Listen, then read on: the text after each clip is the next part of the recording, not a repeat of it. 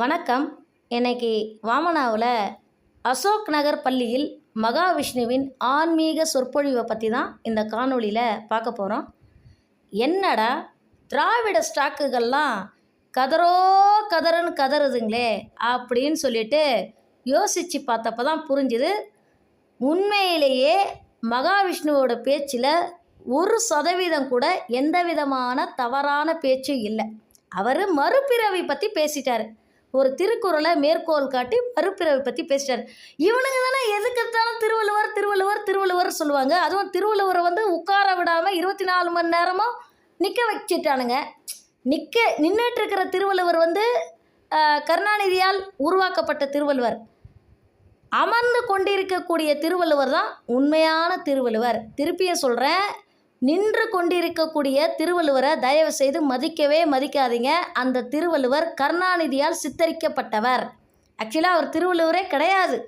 அமர்ந்து கொண்டு இருக்கக்கூடிய திருவள்ளுவர் தான் நாம் வணங்கக்கூடிய போற்றுதலுக்குரிய திருவள்ளுவர். உங்ககிட்ட ஒரு கேள்வி கேட்குறேன், பகுத்தறிவோடு சிந்திச்சு பாருங்கள். இவனுங்க தானே எதுக்கு எடுத்தாலும் பகுத்தறிவு பகுத்தறிவு பகுத்தறிவுன்னுவானுங்க. அதே பகுத்தறிவோடு தான் நான் ஒரு கேள்வி கேட்க விரும்புகிறேன். 1330 திருக்குறளை எழுதும்போது, திருப்பியும் சொல்கிறேன், 1330 திருக்குறளை எழுதும்போது திருவள்ளுவர் நின்ற கோலத்தில் எழுதியிருப்பாரா அல்லது அமர்ந்து கொண்டிருக்கக்கூடிய சூழலில் எழுதியிருப்பாரா?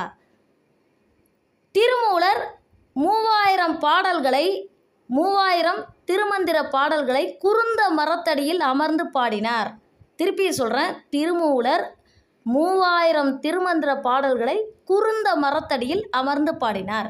அதே போல் புத்தர் 49 நாட்கள் போதி மரத்தடியில் அமர்ந்து 49வது நாள் தான் அவருக்கு ஞானம் கிடச்சிது.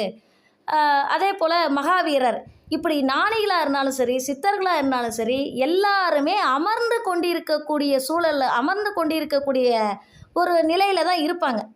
அப்படி இருக்கும்போது இந்த திராவிட ஸ்டாக்குகள்லாம் என்ன காரணத்தினால் திருவள்ளுவரை நின்ற கோலத்தில் நிற்க வைத்து அவரை சித்திரவதைப்படுத்துகிறாங்க? குறிப்பாக கன்னியாகுமரி மாவட்டத்தில் தான் சொல்கிறேன். கருணாநிதியால் வைக்கப்பட்ட சிலையை தான் நான் சொல்கிறேன். தயவு செய்து அந்த கன்னியாகுமரி மாவட்டத்தில் இருக்கக்கூடிய நின்ற கோலத்தில் இருக்கக்கூடிய திருவள்ளுவரை நீங்கள் கண்டுக்காதீங்க.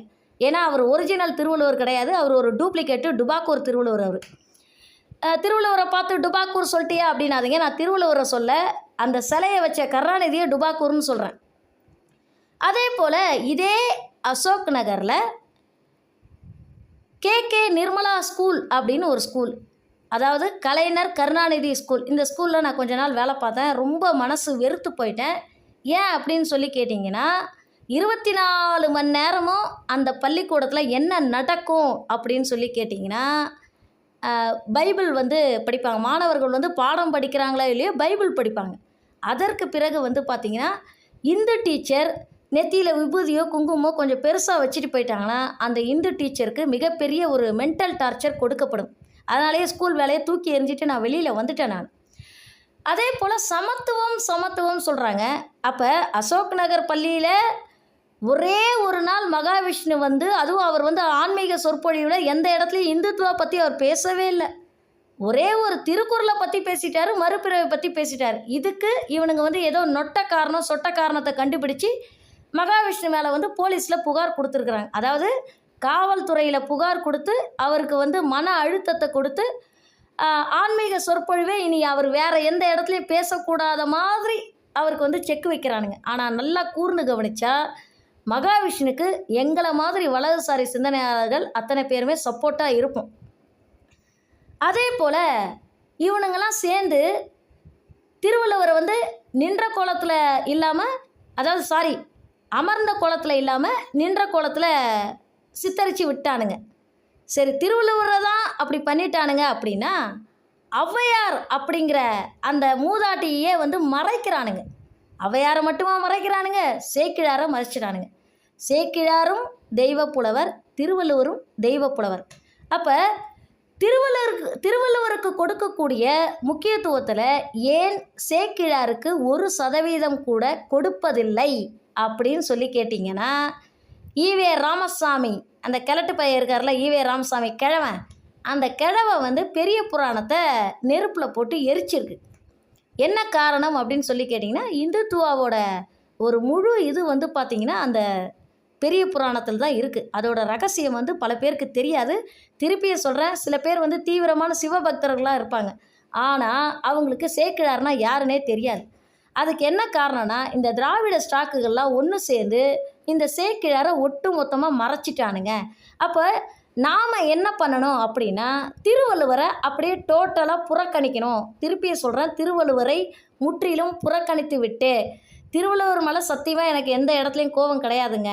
ஆனால் இந்த திராவிட ஸ்டாக்குகளுக்கு ஒரு அடி கொடுக்கணும் அப்படின்னா, திருவள்ளுவரை முற்றிலும் புறக்கணித்து விட்டு சேக்கிழாருக்கு முக்கியத்துவம் கொடுக்கணும், ஔவையாருக்கு முக்கியத்துவம் கொடுக்கணும். அதே மாதிரி ஒன்றே குலம் ஒருவனே தேவன், ஒன்றே குலம் ஒருவனே தேவன் அப்படின்னு சொன்னது அறிஞர் அண்ணாதுரை. பேரறிஞர் அண்ணா, பேரறிஞர் அண்ணா சொன்னது, பேரறிஞர் அண்ணா சொன்னது அப்படின்னுவானுங்க.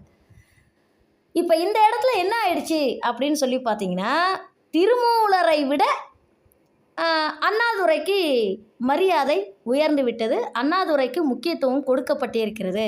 இதை நாம் இவ்வளோ நாள் கண்டுக்காமல் விட்டுட்டோம்.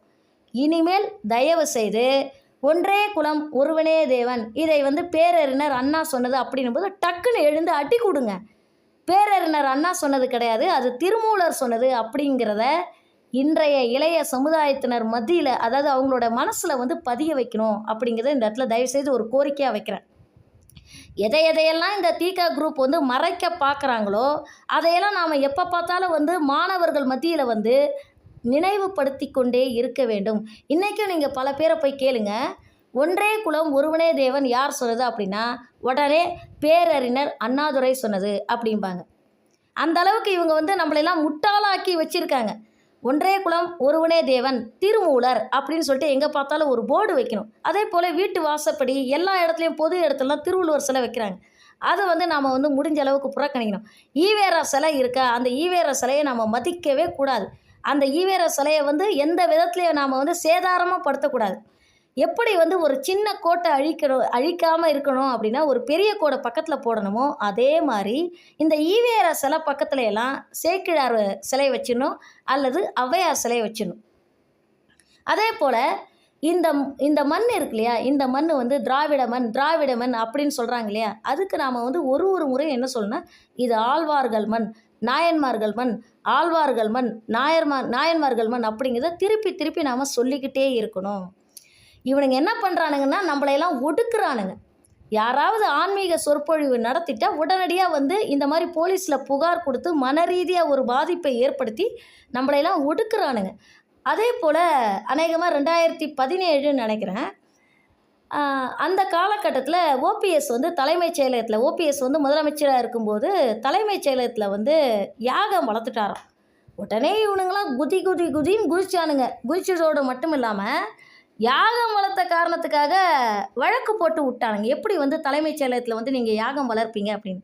அப்போ நாம் என்ன பண்ணணும் அப்படின்னா, எல்லாருமே யாகம் வளர்க்குறத ஒரு பழக்கமாக வச்சுக்கணும். இவனுங்களுக்கு எதெல்லாம் பிடிக்கலையோ அதையெல்லாம் நாம் வந்து கையில் எடுக்கணும் அப்படிங்கிற கோரிக்கையோடு இந்த காணொலியை முடிச்சுக்கிறேன். நன்றி, வணக்கம்.